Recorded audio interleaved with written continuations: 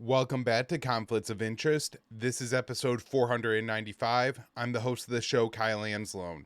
We got quite a bit of news to get through this morning, so I'm going to jump right into it. Just want to remind people to share the show. You can find it at the Libertarian Institute, on the blog at antiwar.com, YouTube, Rumble, or Odysee for the video version of the show. It's up anywhere you could listen to audio podcasts.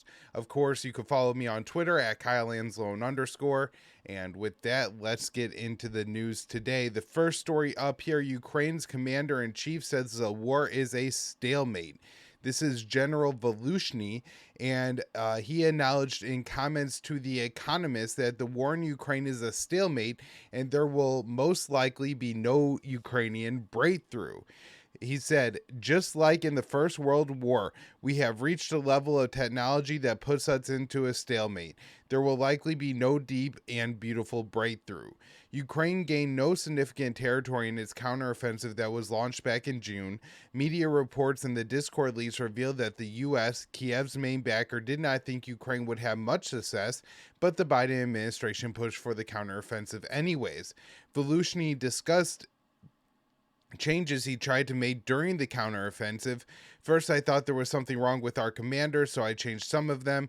Then I thought our soldiers are not fit for purpose, so I moved soldiers in some brigades, he said. After that, Voloshyny says he looked for a book published in 1941 by a Soviet major general that analyzed World War I, and before I even got halfway through it, I realized this is exactly where we are, because just like then, the level of technology development today has put both of our enemies in us and our enemies in a stupor. Voloshyny said that both sides can always see the other coming thanks to modern technology. The simple fact is that we see everything the enemy is doing and they see everything we are doing. In order for us to break this deadlock, we need something new, like gunpowder, which the Chinese invented and which we are still using to kill each other, he said. Despite his assessment, The Economist report said Voloshyny believes the fighting should continue. Nevertheless, he insisted that Ukraine has no choice but to keep the initiative by remaining on the offensive, even if it only moves by a few meters every day. And by the way, as this is going on, not that Russia is making any significant gains on the ground in Ukraine, but they are moving in on some pretty crucial Ukrainian cities, small towns, strategic points along the, line of contact or the, front lines in Ukraine. So pretty interesting. And of course, we talked about this on the show last week. The interview was published after a report from Time magazine that revealed the Ukrainian president Zelensky's closest aides believe he is deluding himself, and that's a quote from the aide, into believing Ukraine could beat Russia. They said, "We are out of options, we are not winning, but try telling him that." So even as you have this bleak assessment of the war in Kiev, you have other Ukrainian officials that are looking to ramp up their war production. So Ukraine seeks to become, quote, arsenal of the free world.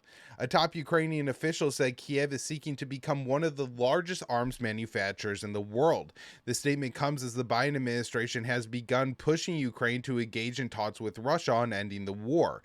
Ukraine is developing a large weapons industry, and selling those arms to enemies of Russia will likely interfere with any deals to end the conflict.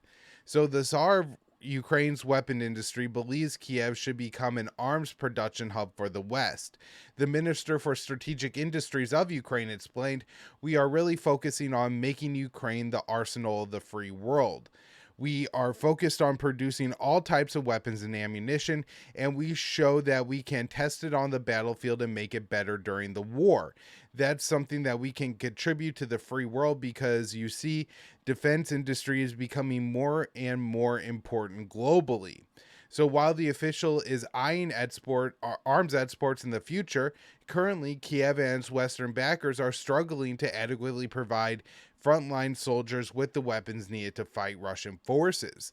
The U.S. depleted its surplus stockpiles of 155mm artillery rounds and long-range missiles for the HIMARS launchers. This has resulted in the White House violating American laws by sending cluster munitions to Ukraine. Additionally, the Biden administration has nearly exhausted the over $100 billion in funding for the war in Ukraine authorized by Congress. The White House relies on funds made available through a Pentagon, quote, accounting error to ship arms to Kiev. On the battlefield, Time magazine reports speaking with Ukrainian officials who say Kiev lacks the weapons and the soldier it needs to win the battlefield. General Volushny recently told The Economist there will most likely be no deep and beautiful breakthrough, as we discussed in the story before. And on that Time magazine story, there's even Ukrainian officials who say even if the West does come through on supplying weapons, we just don't have the soldiers at this point to utilize them. So there's a lot of problems here for the Ukrainian side. So the bleak outlook on the war by some in Kiev is matched by in Western capitals. NBC News reported that there is a growing number of Ukraine's key supporters who are now encouraging the Zelensky administration to start to think about negotiating an end to a war. At a conference last month, Western officials held conversations with Ukrainian leaders, including on very broad outlines of what Ukraine might need to give up to reach a deal. A negotiated settlement to the war will conflict with the plan to turn Ukraine into a arms hub.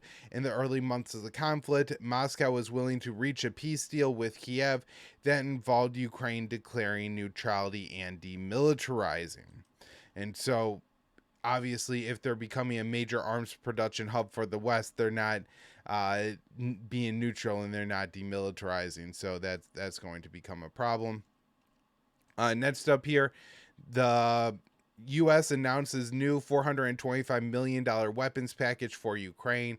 That last article I wrote for antiwar.com. This current one I wrote for antiwar.com. The last one was for the Libertarian Institute, excuse me.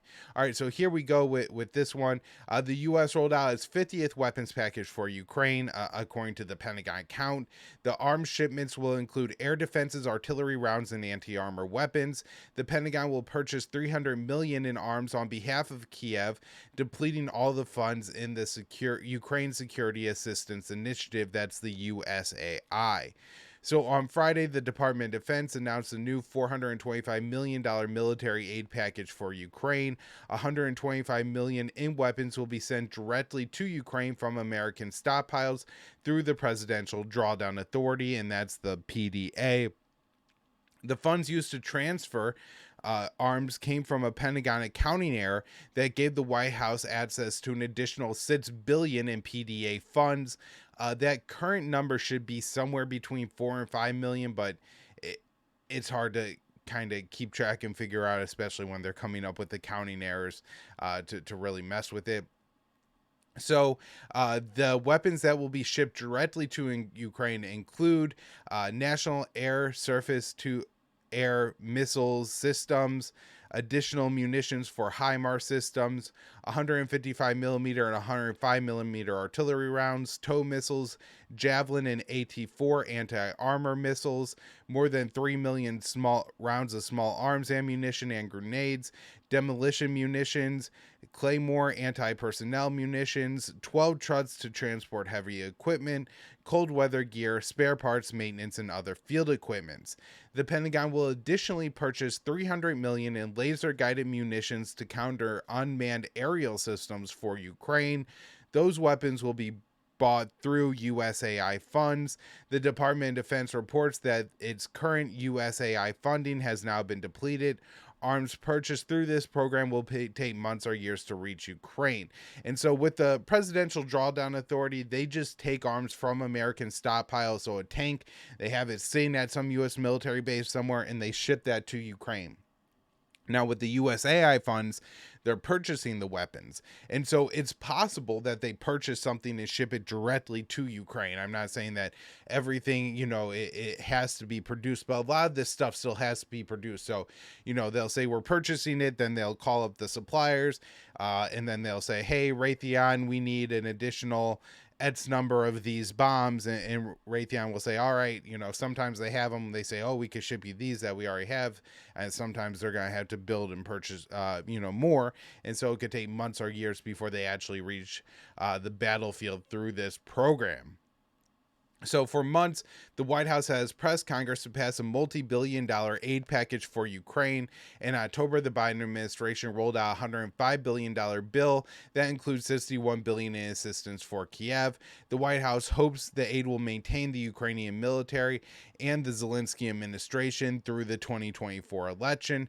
However, the situation in Ukraine is becoming increasingly bleak, with Ukrainian officials warning that corruption is rampant and officials are stealing like there is, quote, no tomorrow. So very concerning about the situation going on in Ukraine.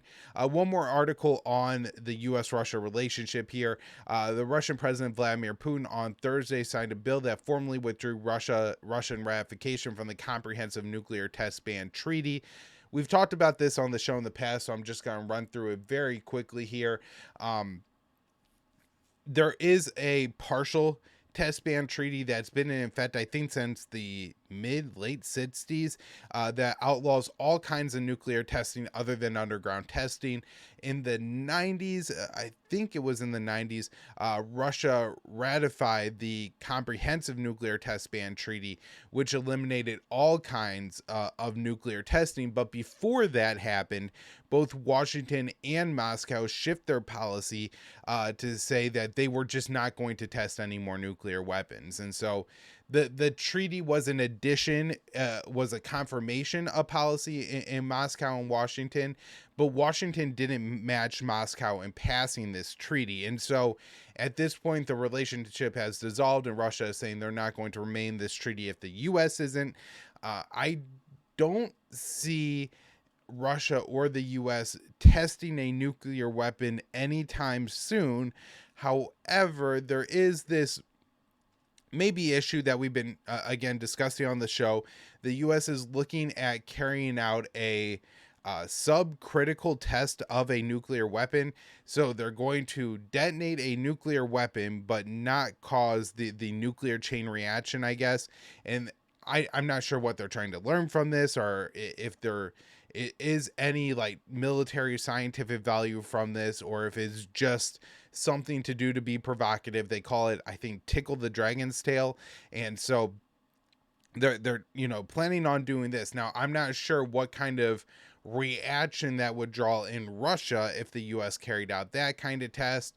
And also, if there's a miscalculation in that kind of test and the U.S. ends up just essentially conducting an underground nuclear weapons test, Russia is saying that they would follow suit and test one at that point as well. So at this point, I don't think we're going to see a rash of nuclear testing in between the U.S. and Moscow, but it is something that could happen.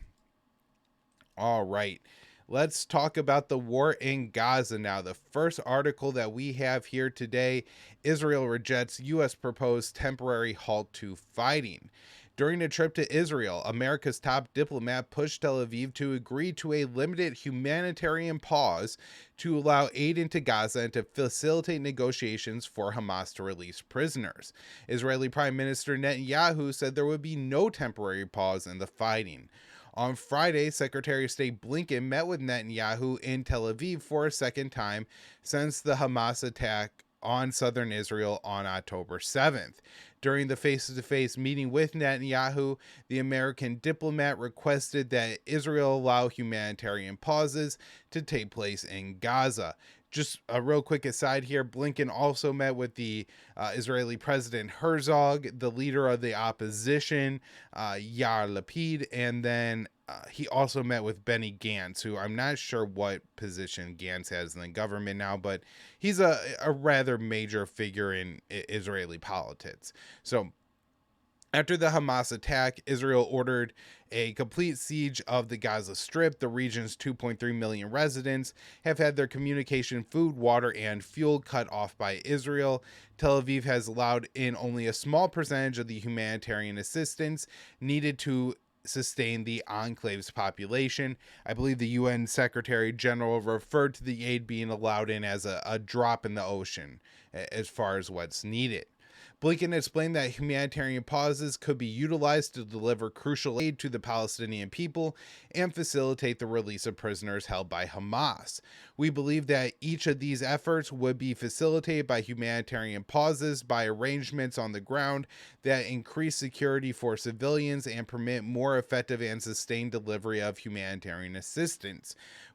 We also see it, and very importantly, of creating a better environment for which hostages could be released. The diplomat argued the aid could be delivered without benefiting Hamas. A number of legitimate questions were raised in our discussions today, including how to use any period of pause to maximize the flow of humanitarian assistance, how to connect the pause to the release of hostages, how to ensure that Hamas doesn't use the pause or arrangements to its own advantage. A humanitarian pause is different from a ceasefire, and there's a great article by Branko March at Jacobin that kind of breaks it down and explains the difference in a lot of detail. But a very short summation of it is that a ceasefire would bring an end to the fighting, while a pause proposed by the White House would only halt fighting in select areas of Gaza for a few hours at a time. And so this would be saying that, hey, we're going to open up a humanitarian corridor from the Rafah border crossing to one hospital in the south of Gaza. Israel will promise not to bomb that particular street for these set hours, and this would maybe allow people in Gaza to move on those roads if they chose to, and also would allow aid to reach the hospital. But Israel say no, we're not going to agree to that at all. Netanyahu rejected the proposal, saying Israel refuses a temporary ceasefire that does not include the return of our hostages. On Thursday, the White House National Security Council spokesperson John Kirby said the Biden administration remains firmly against any ceasefire. We believe the general ceasefire would benefit Hamas in providing them breathing space and time to continue to plot and execute attacks. Blinken suggested pause in fighting is a slight shift in White House policy. After the Hamas attack, Biden offered his full-throated support for Israel. He said, "We stand with Israel, and we will make sure Israel has what it needs to take care of its citizens, defend itself, and respond to this attack. If the U.S. experiences what Israel is experiencing, our response will be swift, decisive, and overwhelming." However, Israeli military operations in Gaza have killed thousands of civilians and created a humanitarian catastrophe. The death toll in Gaza has crossed, I believe it's about 10,000 now, but as of the writing of this article on Friday, it was 9,000, including, and now it is over 4,000 children. Israeli strikes have targeted communication centers, ambulances, densely populated refugee camps, and bakeries distributing humanitarian aid. Nearly 25% of all buildings in northern Gaza has received some damage from the Israeli bombing campaign. And I read this morning that actually 45% of all residents in Gaza have received some damages. And so, this is something that I talked about recently. I forget where, but somebody asked me, what could be done? What happens as a ceasefire is. I think we're past the point where if a ceasefire is declared, the situation in Gaza, the infrastructure damage, the enclave's ability to support 2.3 million people may be completely exhausted. And so even if there is a ceasefire, my concern is that maybe that puts like a short temporary band-aid on the problem, and less people in Gaza start dying for a short period of time. But unless there's like something substantially done, and look, Israel isn't going to allow a flood of aid to come back in. They're not going to allow Gaza to get all the materials, the concrete, the rebar, the steel, all those things they need to rebuild all these structures. to house the people, because a lot of these people, live in apartment buildings and things like that. We're talking about 2.3 million people in 140 square miles. And so there's not a lot of room. And so a lot of people have to live in apartments and things like that. And so there's no way there's going to be the construction in Gaza needed to support life for all these people again. And so even if there is a ceasefire, I mean, what does that do? It doesn't make the situation any more tenable when you look at a period of time probably over 2 or 3 months. So this is bad. So the result has the Israeli bombing campaign, the severity of it, the dead children. I'm pretty sure it was a UN agency that put out the statistic that more children have died in the war zone in Gaza than all other war zones since, I want to say, 2019. So, as far as the punishment on children go, just this 1 month has been more severe than the war in Ukraine, which is, it's telling of how severe the Israeli bombing campaign is. I think they've dropped more bombs on Gaza in the past month than the U.S. Used in its most active year in Afghanistan. So again, just the density of the population, the amount of munitions dropped has completely devastated. So U.S. official told NBC News that this has caused the White House to want to hedge its support for Tel Aviv. They said, if this goes really bad, we want to be able to point to our past statements. And think about that, right? So the White House continues to say, we're not going to call for a ceasefire. We're going to give Israel everything it needs. We're going to ship Israel weapons. We want to give Israel $14 billion additional dollars in weapons. Like, we want Congress to approve that funding so we could send it over. That's something that the White House is advocating for, right? We have Vice President Kamala Harris on Thursday saying, we are not going to create any conditions on the support that we are giving Israel to defend itself. So they are saying we are not going to tell the Israelis, hey, if you don't stop killing 1,000 children a week, we're not going to send you more bombs. We're absolutely not going to put that stare. You got to get the death toll the children down to under 100 a week or no more weapons. We're not going to, no conditions like that, nothing like that whatsoever. But at the same time, we do want to have said some things so that if this does turn out to be a genocide, if we look back on this and we say, oh my God, we just basically supported something that we would see in Darfur, Rwanda, in Israel. We want to be able to say, well, we did have some statements kind of hedging our language there. We called for some humanitarian pauses. I mean, it's just sick. It's disgusting. There's really no way to say it other than the entire population of the White House at this point are just, so lost in policy and, just Israel has a right to defend itself, and these stupid slogans that they don't see any humanity. They have no morality whatsoever. And because supporting Israel is the policy, they're going to support Israel. So, and look, this is other things that Blinken said during his trip to Israel. We stand strongly with and behind Israel in its right and obligation to defend itself, defend its people, and take steps necessary to try to ensure that this never happens again.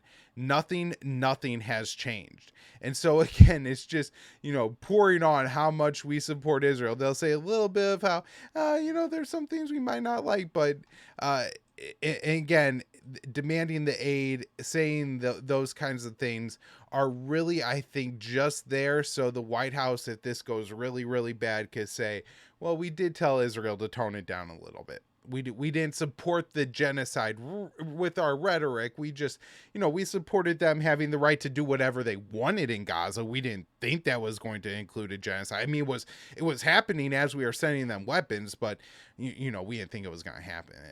That's really what it comes down to. So next up here, U.S. officials say Israel has not come close to destroying Hamas leadership. So imagine this. 10,000 dead Palestinians, 4,000 dead children, and you've accomplished almost nothing. Despite the massive bombing campaign and ground invasion of Gaza, a senior Pentagon official believes Israel has not come close to taking out Hamas leadership, the New York Times reported on Saturday. The report reads, one senior U.S. official who spoke on condition anonymity to discuss sensitive details said the operations have so far not come close to destroying Hamas's senior and middle leadership ranks. According to the Gaza Health Ministry, at least 9,770 Palestinians have been killed in the Israeli onslaught, including 4,000 children. The Times report said the U.S. was making suggestions to Israel to reduce civilian casualties, including using smaller bombs, but the Biden administration is refusing to leverage military aid. Now, I think this is pretty telling, right? That the goal of Israel isn't to destroy Hamas. They're just trying to, I guess, to say kindly, they're trying to make Israel or Gaza simply unlivable for the Palestinians. Another interpretation is that they're actively trying to wipe the Palestinians out. The truth is probably somewhere in the middle, where they are trying to make Gaza unlivable. They want to, as a lot of Americans told Israel to do at the start of these operations, turn Gaza into a parking lot, destroy any structure that could possibly sustain the Palestinians in Gaza, and make it so that they all have to leave. And if anybody happens to be there when those bombs are going off, good riddance. Just another dead terrorist, even if that terrorist is only 3 years old in the eyes of the Israeli government. So according to the Washington Post, the U.S. is not conditioning military aid or using other leverage it has over Israel because, quote, it would be so politically unpopular in any administration and party, aides say. Biden himself has a personal attachment to Israel. The Post report also said the White House advisors believe Israel's ground invasion of Gaza would lead to destabilization and escalation. Regardless of U.S. officials' view of the war, they are seeking an additional $14 billion from Congress to keep funding the onslaught. Secretary of State Antony Blinken was in Israel on Friday and suggested a humanitarian pause, but the idea was rejected by Netanyahu. The following day, Blinken traveled to Jordan and met with Arab leaders who called for a ceasefire, an idea the Biden administration has rejected. It's our view that a ceasefire now would simply leave Hamas in place and be able to regroup and repeat what it did on October 7th. So still, no realization that the real problem is the Israeli apartheid state. No. From Blinken's viewpoint, the problem is just Hamas and the Palestinians that still want to live somewhere between the river and the sea. All right. Pentagon says U.S. flying drones over Gaza to look for hostages. The Pentagon has acknowledged that the U.S. is flying drones over Gaza to look for hostages, demonstrating the deep U.S. involvement in the war. This, by the way, from Dave DeCamp at antiwar.com. Pentagon spokesperson Brigadier General Pat Ryder said on Friday, in support of hostage recovery efforts, the U.S. is conducting unarmed UAV flights over Gaza, as well as providing advice and assistance to support our Israeli partners as they work on their hostage recovery efforts. I do wonder how limited if the U.S. is really compartmentalizing the information they're passing to Israel that much that they're giving just just this particular information on the hostages. My guess is that Israel has a near raw feed to the intelligence that these drones are collecting. And look, this is important. If we're passing Israel intelligence, if we're saying, hey, we think there's Hamas in this building, Israel carries out an airstrike on that building, instead children die, then the White House is very complicit in those deaths, and those are war crimes that the U.S. is involved in. All right. This one. Israeli minister says dropping nuke on Gaza is an option. So I really hope that this person just has no idea what they're talking about. My guess is that the fallout for Israel would be quite severe in the long run, like the environmental damage. Gaza isn't that wide. I think it's about 25 miles long, and miles wide at some points. And so to be able to drop a nuclear bomb there that doesn't significantly impact the, Mediterranean Sea, and I'm sure that would hurt the Israeli tourism industry, fishing industry, anything involving the sea, and then also lead to some fallout in the areas of Israel that are east to Gaza. But this is the Israeli heritage minister, and on Sunday they said that dropping a nuclear bomb on the Gaza Strip was an option for Israel, and claimed there are no innocent civilians in the enclave. According to the Times of Israel, the official said in a radio interview that dropping a nuke is one of the possibilities, and said there are no such thing as uninvolved civilians in Gaza. He also called for the expulsion of Palestinians from the enclave. They could go to Ireland or deserts or monsters. The monsters in Gaza should find a solution by themselves. He said that the Gaza Strip doesn't have the right to exist, and that anyone waving a Hamas or Palestinian flag shouldn't continue living on the face of the earth. The minister is a member of the extremist Jewish Power Party, which is a part of the coalition that formed by government led by Prime Minister Benjamin Netanyahu. In a response to the comments, Netanyahu suspended him from cabinet meetings, but resisted calls from opposition leader Yair Lapid to fire him. And so this seems like a slap on the wrist. Netanyahu said the statements are not based in reality, which, like I said, I do agree with. This is just absurd. Hopefully this person has absolutely no concept of what's actually going on. I mean, I could be wrong, so I guess we shouldn't just write it off completely, but it doesn't seem like a good decision for Israel to do when they could drop, those amount of bombs on Gaza and get away with it anyways, and probably, have far less environmental impact on Israel. So next up here, White House passes $14.3 billion in military aid for Israel. Or the House on Thursday passed a bill providing Israel with $14.3 in military aid, a strong show of support for the Israeli onslaught on Gaza, which has killed over 9,000 people. The Republican authored bill would cut funds from the Internal Revenue Service to pay for the Israeli aid, drawing opposition from Democrats, but it passed on a vote of 226 to 196, with only 12 Democrats voting in favor. 2 Republicans vote against the bill, Representative Thomas Massie and Marjorie Taylor Greene. Massie, I'm sure, voted against it for good reasons. Taylor Greene is pretty bad on this issue, so I'm not sure why she voted against it. I gotta say, I do like the $14 billion cut to the IRS. Wish that could happen without providing the funds to Israel. We could do just about anything else with that money, but please don't send the money to Israel. All right, next up here, Dick Durban becomes first senator to call for a ceasefire. 27 days into the Israeli brutal bombing campaign, Senator Dick Durban, a Democrat from Illinois, became the first member of the U.S. Senate to call for a ceasefire in Gaza. As in an interview on CNN, whether it's time for a ceasefire, Durban replied, "I think it is.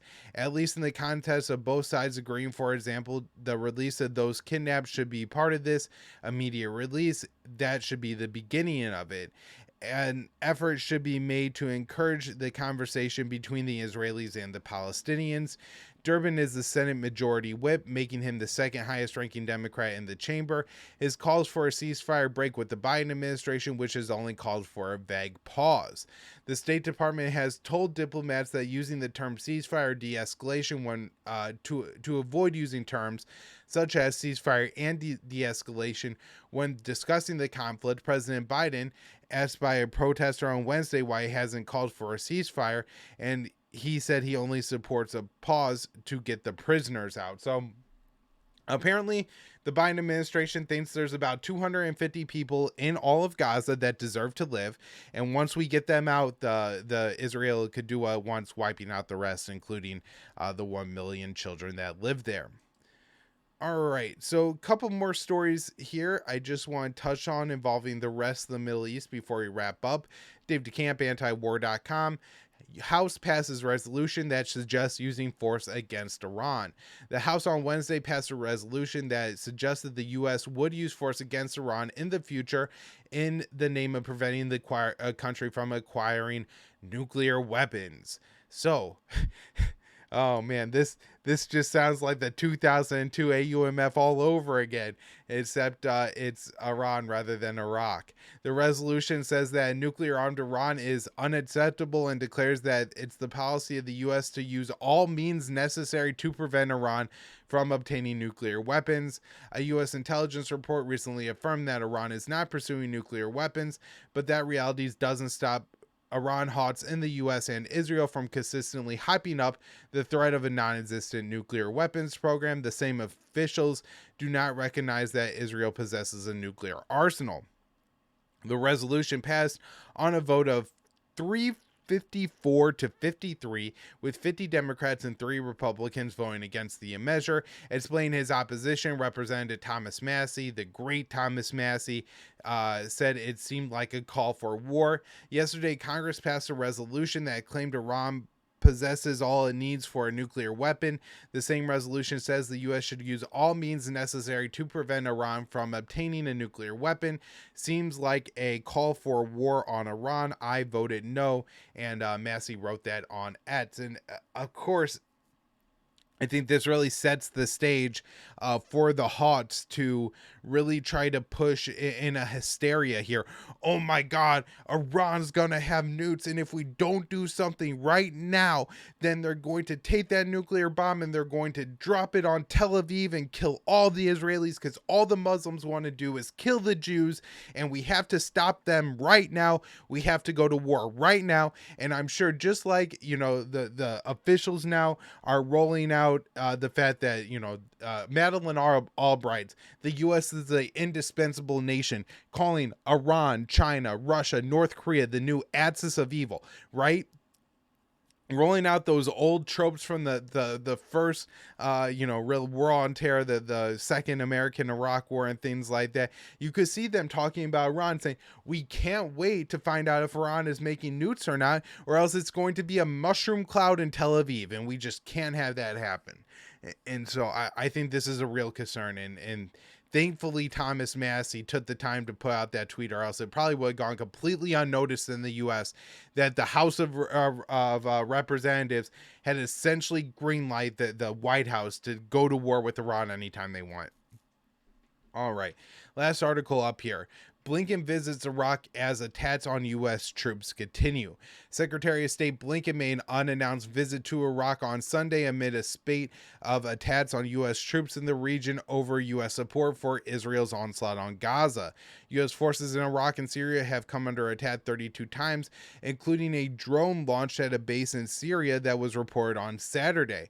The U.S. launched airstrikes in eastern Syria on October 27th to deter future attacks, but the strategy has clearly failed. I made it very clear that attacks or threats coming from militias that are aligned with Iran are totally unacceptable, and we will take every necessary step to protect our people, Blinken said in Iraq, according to AFP. I don't know what they're going to do. Go to war with the Shias in Iraq that control the government, that make up the Shia militias that fought against ISIS, aligned with the U.S. during that war just a few years ago. This is completely ridiculous and stupid. The U.S. has no ability to fight this war in Iraq, to go to war in Iraq, to go to war again in a serious method in Syria. And then also they have the Houthis in Yemen who are firing missiles towards Israel. And so with all of this, you really have to wonder how much of this is just rhetoric, and if the U.S. really needs to seriously consider the only way to keep U.S. troops safe in the Middle East is to withdraw them. All right, I think that is everything I have for the show today. So thank you all so much for tuning in. Back with more shows later in the week.